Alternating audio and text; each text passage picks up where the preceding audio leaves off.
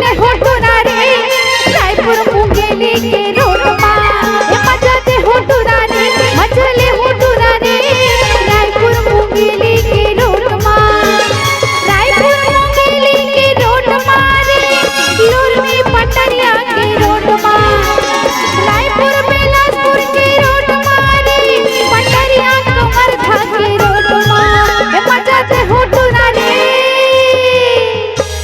वारे शिल्पा अब बने लगिस अब लगिस ना चल तो मैडम थोड़ा सामने जा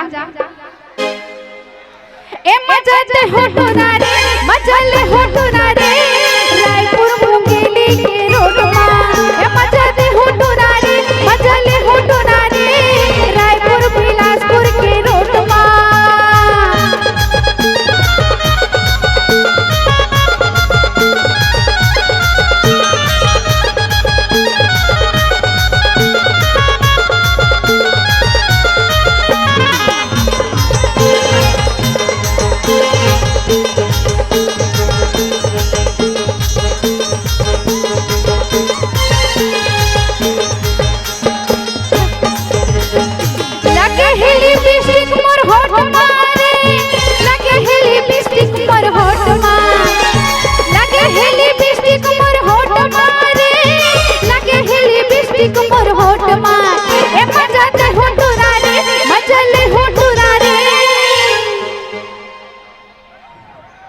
सुना ए बेटा तोर उम्र नहीं हुई रे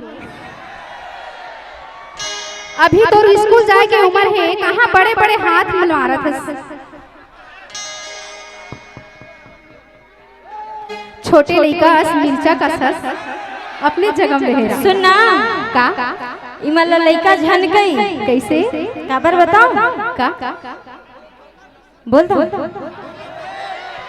अरे वाह बोल दे अरे ये तो अभी बच्चे हैं अच्छा और प्रोग्राम के मजा लेने में काफी अच्छे हैं अच्छा। ये अभी बच्चे हैं और प्रोग्राम का मजा लेने में काफी अच्छे हैं हाँ? ये चुन चुन के ये लड़कियों का मजा लेते हैं और कहते हैं हम तो अभी बच्चे हैं। अरे दादा रे तबे तो कहता ए मजा ले होटुरा रे मजा ले होटुरा रे रायपुर मुंगेली के रोड मा ए मजा ले होटुरा रे मजा ले होटुरा रे लुरमी पंडरिया के रोड मा।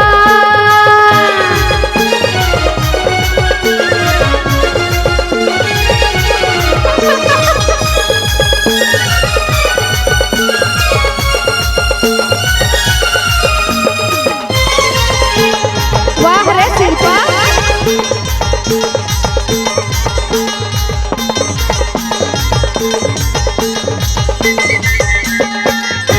मोर मन मोहा के तोरी गोठ मारे मोर मन मोहा के तोरी गोठ मारे मोर मन मोहा के तोरी गोठ मारे मोर मन मोहा के तोरी गोठ मारे ए मजा ले होटुरा रे मजा ले होटुरा रे। ए काका तोर यहाँ के कहू काकी देखत होही ना त तोला सुबह गुण बताही काबर ते सामने में बैठे हस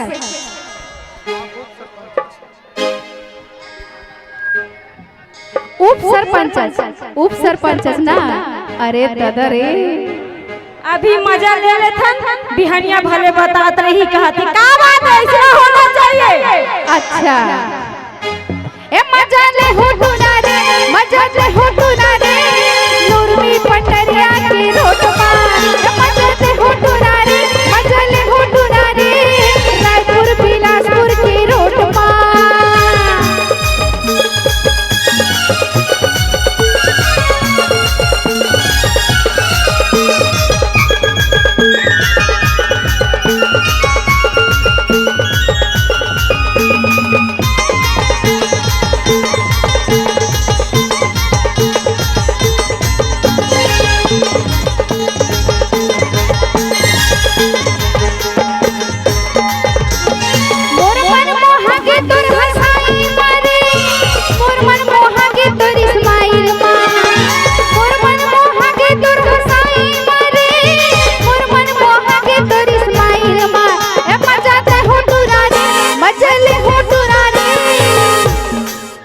संगवारी हो तू मन कहो इसने करहु तो 2 मिनट में प्रोग्राम है बंद हो जाए। अपने पर मजा ला लुटाओ। एक काबर ना उप सरपंच बने हैं तेनो होए टूरी मला देख के बया अपन अपन जगह कूदा दादा रे एक दूसर ऊपर झन कूदा। कम से कम गांव के मुखिया तय तो बने रही काका। सुनना का गांव के मुखिया ही दिखाही तब तो बाकी बना पल्ला दिखाही जी। ए मजा ले हो टुरा रे मजा दे हो टुरा